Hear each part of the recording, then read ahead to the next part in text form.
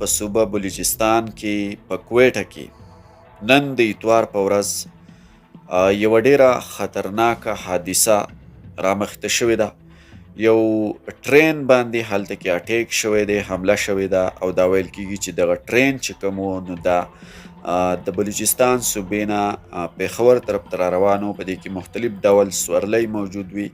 ورسره دا هم ویل کیږي چې په دغه سورلو کې زیاتره سرکاري اهلکاران موجود وو، یعنی د اف سی او د آرمی سیکیورټي سولجرز چې کوم دي یا اهلکاران پکې هم موجود وو. دا حمله په داسې ډول شوې ده چې کله دغه ټرین چې کوم دی دا ویل کیږي چې دلته کې یو ځای یادېږي چې هغې ته وایي چمن پاټک نومي علاقه ده، چې کله دغه ځای ته دا ټرین رانږدې شو نو د دې مخې ده یو بل ګاډی راغی یا یو موټر راغی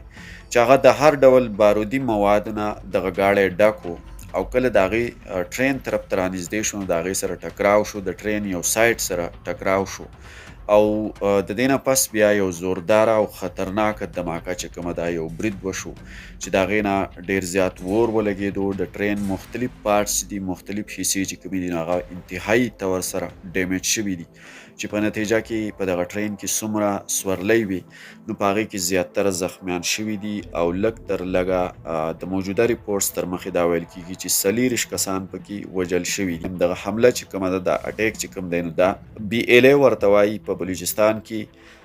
یو شرپسند یا شرخوښې ډله ده، یو شرخوښی تنظیم دی بلوچ لیبریشن آرمی. دا اټیک چې کوم دی د هغې کړی دی او د دې باقاعده ذمهواري چې کومه ده نو دا هم هغې اخیستې ده. دا وړومبی ځل نه دی چې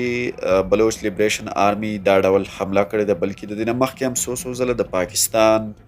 په پوځ باندې او په خاصه توګه باندې بلوچ لیبریشن آرمی زیاتره هغه ځایونه پناهه کړي دي چېرته چې د پاکستان سرکاري اهلکاران موجود وي، چېرته چې د پاکستان پوځ موجود وي یا د هغې لوی ودانۍ موجود وي. دوی په هغه ځایونو باندې حملې کوي، او دا حملې ځکه کوي چې د هغې بنیادي موقف او دریځ په دې اړه باندې دا دی هغه دا وایي چې یاره د پاکستان پوځ چې کوم دی د بلوچستان صوبې چې څومره ریسورسز دي، څومره وسایل دي، چې په هغې کې د بلوچستان د عامو خلکو هم ډېر زیات حق دی،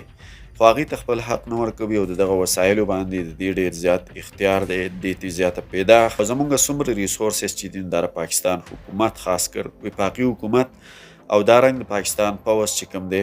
نو هغې ته پیدا پورته کوي. د دې وجې نه هغې د پاکستان د ادارو خلاف، د ریاست خلاف او د پوځ خلاف جنګیږي او دارنګ بریدونه او حملې کوي. او هغې دا وایي چې موږ به تر هغې پورې دا